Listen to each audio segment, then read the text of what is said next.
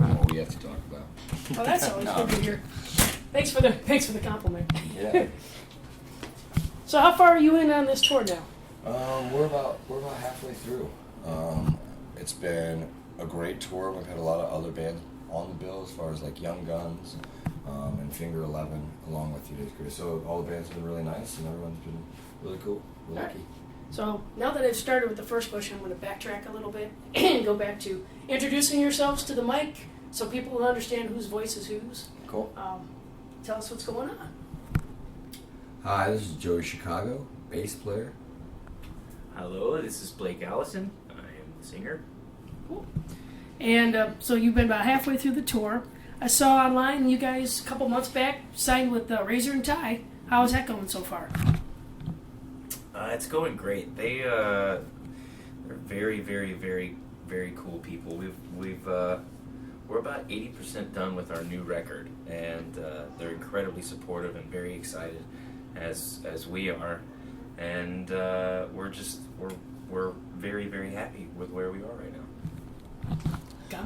now. Yeah, I mean, for us, it's been 10 years since we've been involved with a major. We've resisted it for a long time, and I think as many deals as we turned down, Razor and Tie was able to do something for us with the team of people that they have and the motivation that they have that matched ours. And so we feel we have quite the arsenal over there. We're ready to release this thing as soon as possible.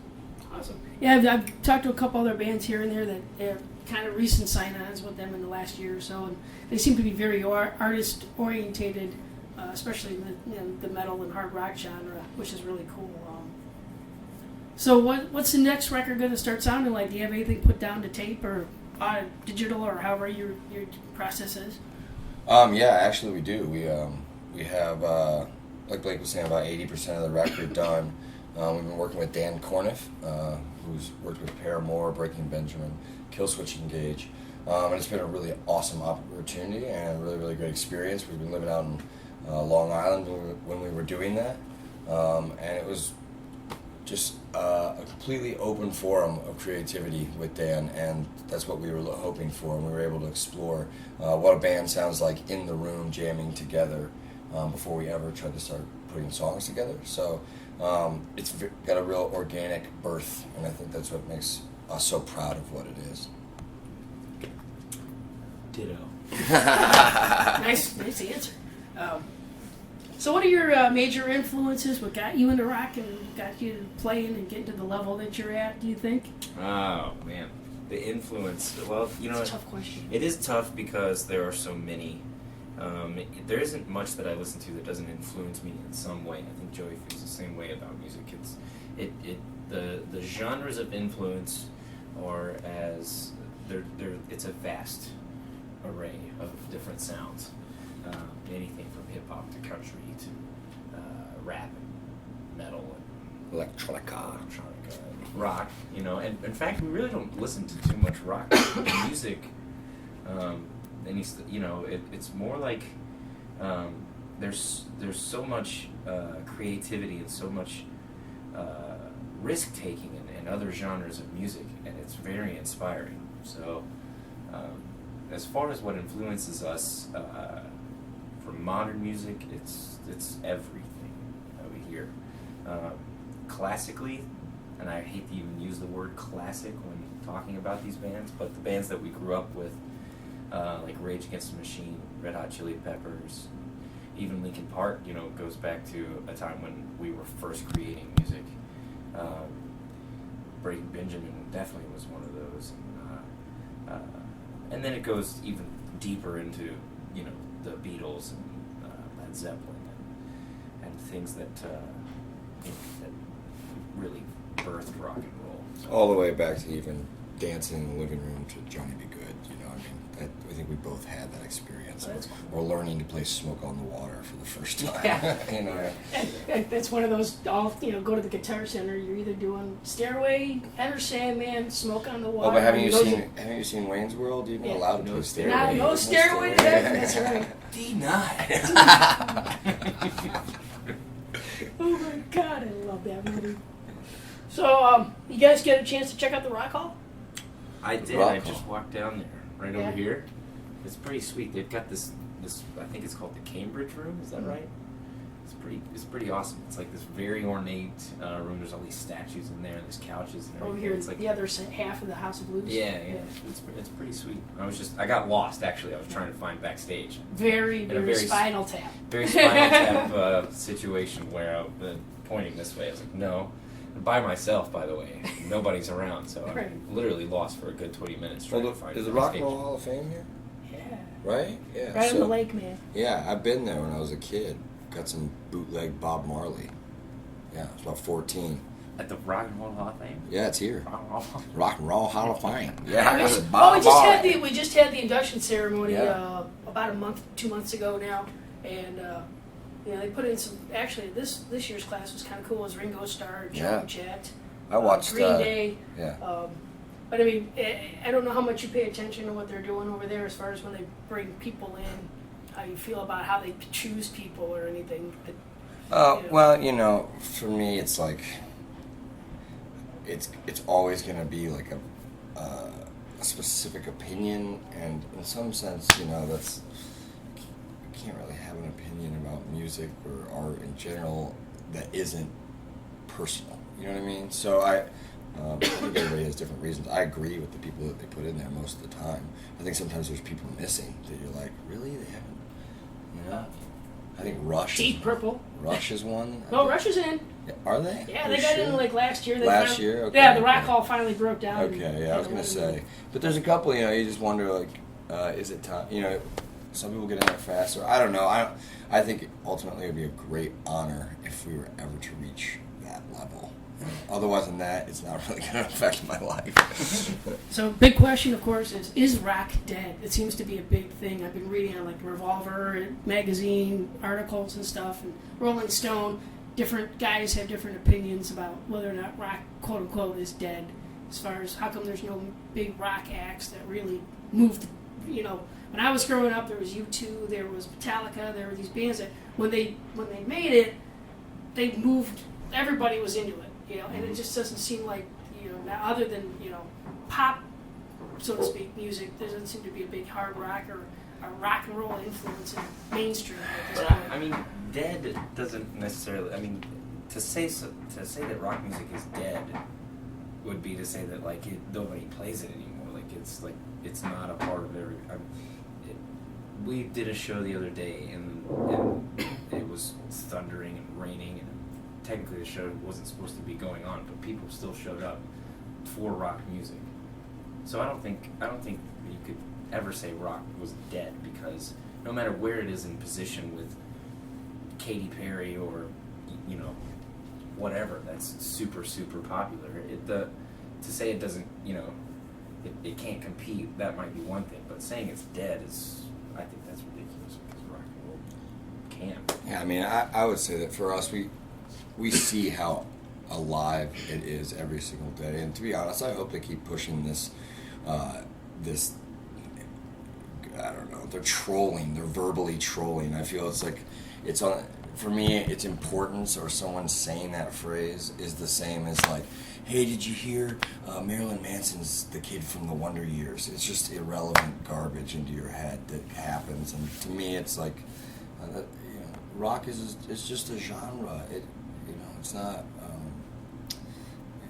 I think maybe what they're talking about is the lifestyle, but that's alive and well from my point of view. I'd read the guy that does Warped Tour and Mayhem was contemplating not doing Mayhem because he goes, it's getting too old. He goes, Yeah. the funny thing is there's less girls coming because the main acts are all 50s dudes that are pudgy and old, gray, and it's funny to see Anthrax with gray. Scott Ian's got his long beard thing. It's all gray. Tom Araya's got all gray hair now, and it seems like there's nobody rising. Yeah, see, up at that I point. honestly, I I don't know what's going on see with the that. exact opposite. I think that the more that the mainstream tries to push rock into its underground world, the more that those kids coming up now that we feel like that are part of what we're doing and some other bands, that there's actually a movement. There's a rock movement, and it pulls from hardcore music. It pulls from old school '90s music. There's a love of '90s music that is pulsating through this country, and there's so many of us. We're not going to be ignored. There's so many rock people, but like I said, I think Blake and I on the daily give that about a half a millisecond of thought that rock is dead. Yeah. I mean, we're still playing shows. People are still coming out, and we have a great life of playing this music, and I'm not ashamed to be involved in the rock and roll scene at all, because it's amazing. These people are diehard fans. They're not fickle. They don't just turn their backs on you when your band breaks up and you start another one. They are proud to be involved with what you're doing.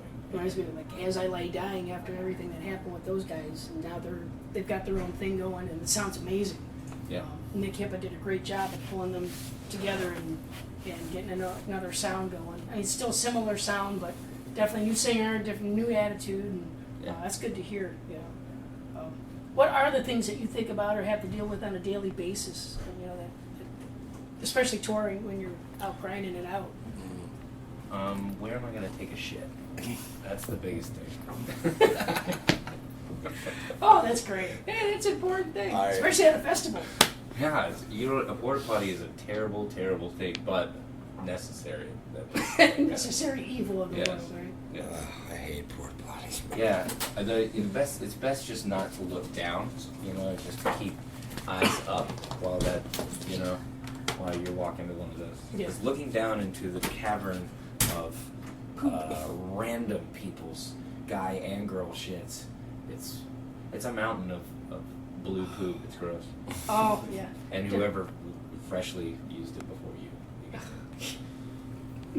It's Our guitar player, on the other hand, thinks it's hilarious to take pictures of those holes and then send it in a group text to everybody. Thanks, guys. That's great. He's like, look, it's a tree on a. It's a frog on a tree. His generation is sick. Yeah. Something's wrong with his Something wrong with his generation.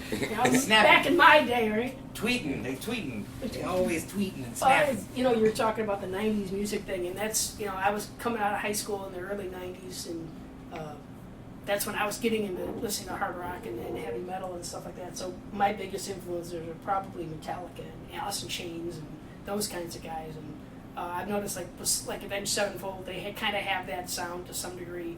I know that's how did that get? I mean, does that get into anything that you guys write as far as that sound? Oh yeah, I mean especially on the new record. Mm-hmm. But the more I listen to our music, especially the new stuff, I realize that we have intentions when we start a song. We have intentions maybe conceptually, but the songs that we end up with, they don't really end up sounding like anybody but Devour the Day, which is for us a better outcome. We are influenced by all of those great bands, and we love the essence of groove and how important it is to our liking. But in the end, we sound like Devour the Day, and I think that's what separates us later on. Very cool. Any other words of wisdom from the road? From the road? Yeah. Other than don't look in the porta potty? Don't. Wipies. I agree. Wipies are crucial. To your testicular sanity. Words of wisdom from the road would be...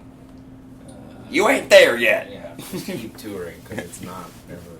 No, I don't know. We love our jobs, and we love playing music, and we wouldn't trade it for the world, and we're just glad that we're here, and we want to keep doing it, so hopefully we'll be able to keep doing it tomorrow, and the next day, and the next day, and the next day.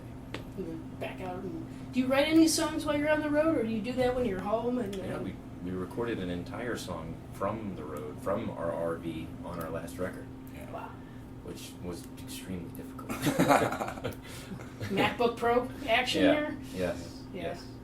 And there's always, They keep making that harder. It used to be so easy to do that, and now it's getting more and more complicated.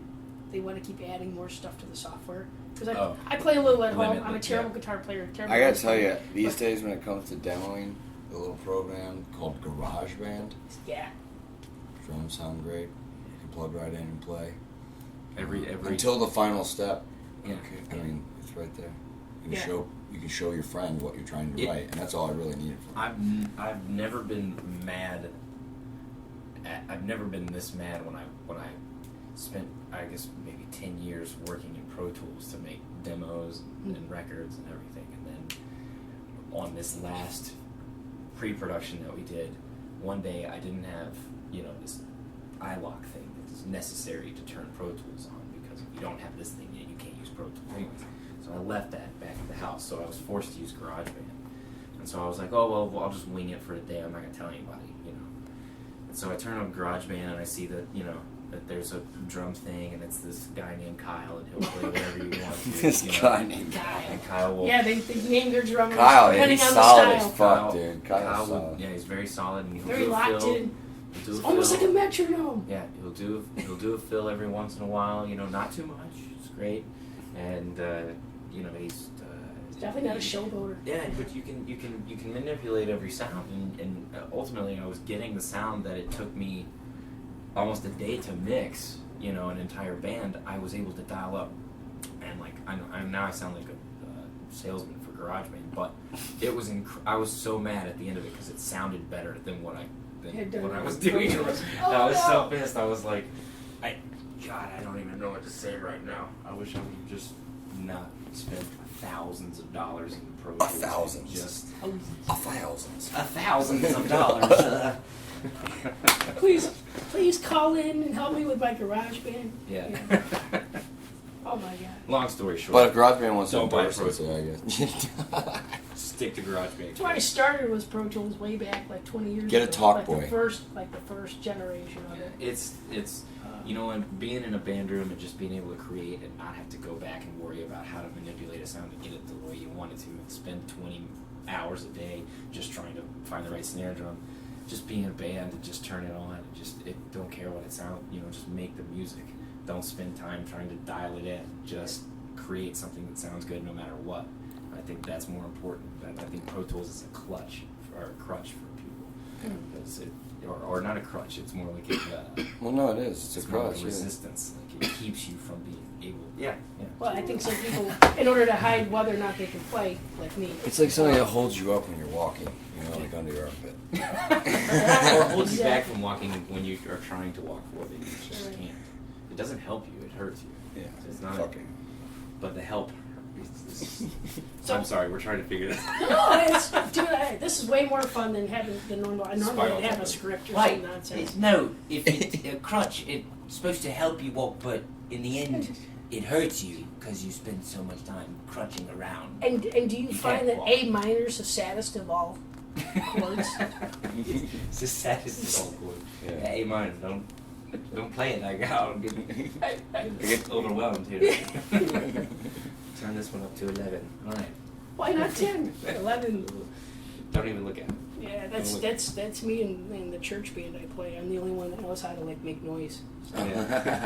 Everybody else is timid and afraid to play. They're on acoustic guitars, which is great. But anyways, it's not about me. It's about you guys. So. Tell me about your gear and stuff, because I'm a gearhead.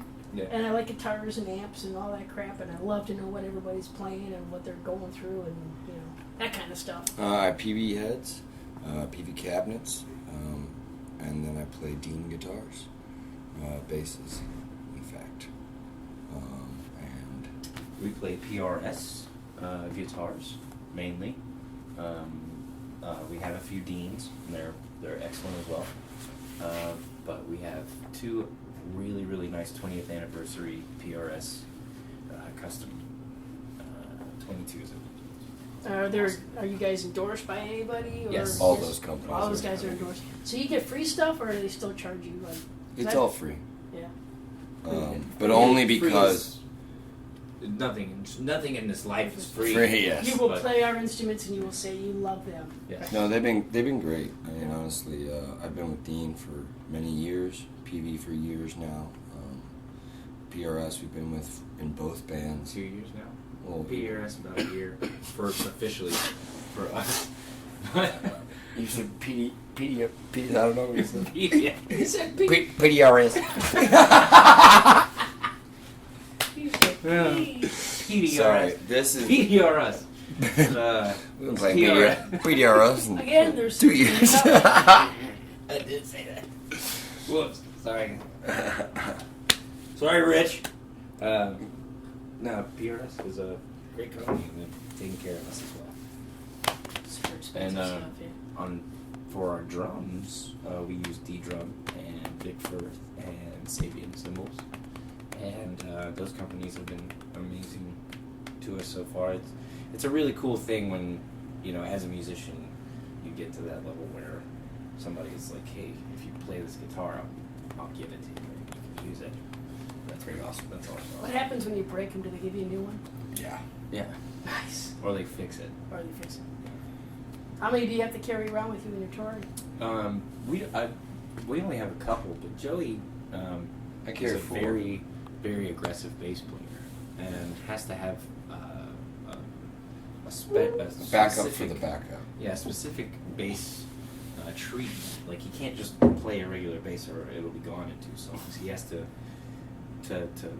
what do? You caulk it. You caulk Yeah. it. Caulk it up so the You sweat caulk it can't up. get in. You gotta caulk the back.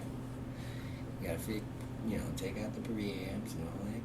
Yeah, it has to be reinforced. Yes. Some concrete and some rebar. Yep, and then you push play on the track and a dance around. No. You push play on the CD, just jump around. How about tunings? You guys do alternates, or you pretty much standard? Just one tuning. Just one tuning on this entire first record. life. No, C sharp, pretty much. Yeah, we experiment all over. Yeah. The new record, a lot of it's in B. Yeah. Dropping down there, huh? Just sonically felt like it matched some of the riffs that we were writing, and it opened up a new approach vocally so that we don't make the same record twice, which we don't want to do that ever. So constant evolution. So you more than 4 on yours? More than 4 strings for you then? Oh, well, I used to play a 5-string, and then I realized that it's a stupid ego thing to think that you're better because you have one more string, so. and the B moves so much air, it's hard to really You even play out. 4-string? Yeah, so I went back to, I play 6-string. Cool. Why don't you I just have put an a 8. guitar underneath your bass? Why not have a I've bass seen those. and Yeah, guitar? I think they're actually No, so I tasteful. went back to a 4-string just because it's classic and it's fun to play and it's fast. Yeah. It's real fast. So how do you deal with tuning when if you have to drop down on a 4 and keeping it Oh, in I'll tune? the top 2 strings will be a wider gauge, and then I'll intonate the bass appropriately for the tune. Cool. Alrighty. Hey, sounds Cool, good. man. Give me one more quick shout out to MTR, Maximum Threshold Radio. Just tell us who you are again and say This thank is Joey Chicago from Devour the Day, and you're listening to Maximum. Threshold. Hey, this is Joey Chicago from Devour the Day, and you're listening to Maximum Threshold Radio. On WANBC. You got it.